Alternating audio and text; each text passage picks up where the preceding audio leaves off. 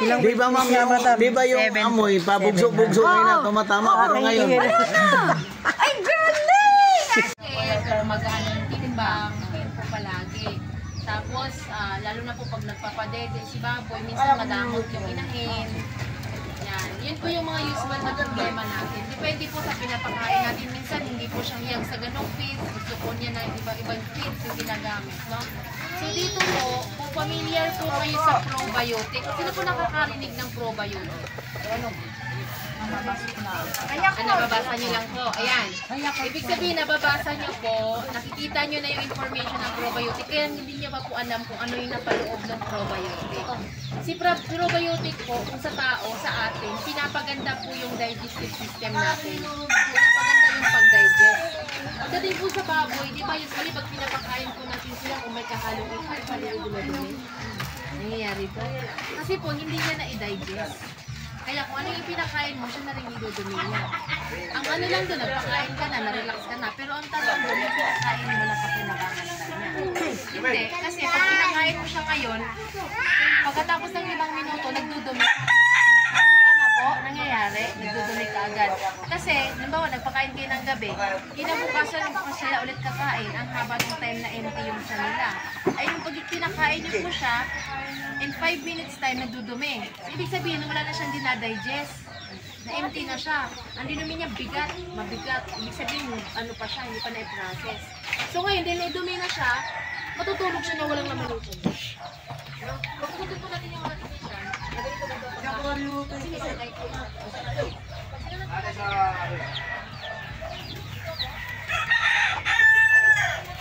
Ito guys, isurvey natin ng mga babuyan nila dito. Dito. Backyard dito, unang building. Tsaka yung ito ang pangalawa.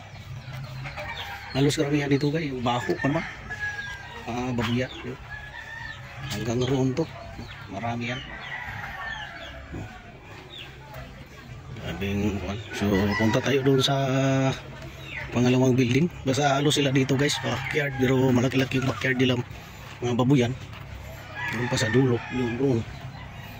Isa din doon. Basta marami to sila dito guys. So pinag-ipon-ipon ngayon para ma-promote natin na ma-enhance pa yung quality sa baboy nila. Quality meat, walang hassle, mabilis lumaki. Plus 100% walang odor guys. Gawa ng may pinapa-intake tayo na organic as probiotic, no? Natural siya guys. So itong babuyan dito, itong may-ari dito, ito ang nag-invite sa atin papunta dito sa Maligaya, no? Papuntang Umiray. Yan, inahin. Ito guys, may sugat yan sa leeg. Parang kuha ng tali na disgrasya itong nanay. Yan guys, ito yung kuha sa leeg. So patainumin natin yan ng probiotic.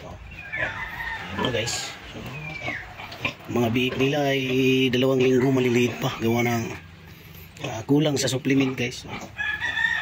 Maliliit. So ito ang rehab natin guys.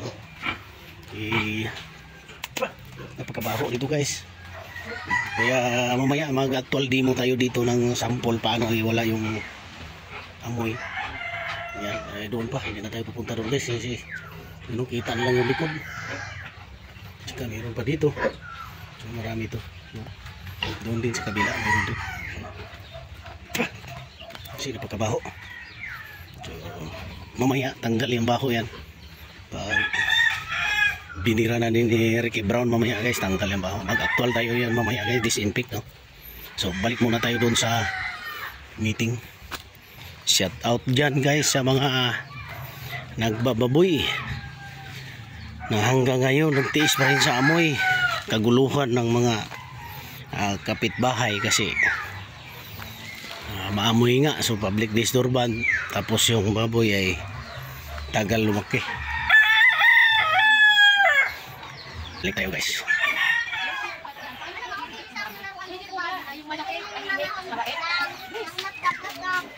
Malaki siya tahimik kapag ka po maganda yung mood ng baboy. Ibig sabihin, hindi siya sanay na nainta. Naiirita si baboy pag wala ng laman. Sisigaw na sila ng sisigaw, kakain na nila laging kumain. Hindi mo pwede pakainin kasi naka-schedule ang pagpapakain kasi napakain puro pera. So kailangan na naintindihan natin kung bakit sila irritable, bakit sila nag-iingay. Alam niyo po baboy pag naka-probiotic yan, kahit mag-ingay pa yung kapitbahay, kahit malaglag pa yung nyug dyan, wala siyang pakialam kasi natutulog talaga. Kasi kaya siya nakakatulog dahil maganda yung pag-digest niya, maganda pag-ramdam niya. I don't care kung ano nangyari sa inyo dyan, matutulog. So isang factor yan na kailangan natin may consider. Starter, grower, finisher. Si starter po, syempre kailangan natin gamitin niya, si grower. Pero i-advise ko po yung grower natin, di ba, 1 month. I-advise ko po yung grower 1, kasi di ba may grower 2. Yung grower 2, haluan nyo na po ng finisher. While na naglapad na yung katawan ng, while nag-grow siya, nag-gain ka na din. Yung grower, pampalaki lang, papahaba ng mga buto yan, ng bulas ng katawan ng baboy yan, papaganda ng skin yan. Yung finisher naman, sumisiksik yan. Kaya parang pakaramdam nyo, ay ma'am, ayaw ko tayo kumamit ng finisher kasi yung finisher ko dati ay nagulat na lang ako yung kapit-bahay ko. Lang lumiit na nag-finisher ako. Kaya itanong ko kung something ba? Ayun nga lang. Kasi ang baboy, kailangan masunod natin yun. Pero ganito yung secret ko doon. 1 week ka po na nag-starter, ay 1 month ka nag-starter, 2 months ka 2 weeks ka nag-grower, 4 weeks ka nag-mix grower and finisher. While nag-grow siya, nag-gain ka na rin yung baka. Pinaprepare mo na yung pagsiksik mo. Oo. Ito, binabad ko kayo. Yan, hindi kayo makakatagal dyan. Oo, ay wala na. Wala. Kunti nga lang Iyak ayun. pang bagay. Ito rin yan yung liquid. Yan, isa lang. Binabad ko na ito para i-spray na lang natin. Kasi ito talaga kailangan 3 hours bago mo i-spray. 3 oras na nakababad pala. Yes, bago ka inom.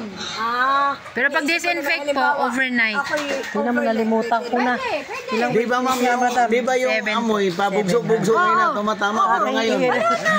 Ay,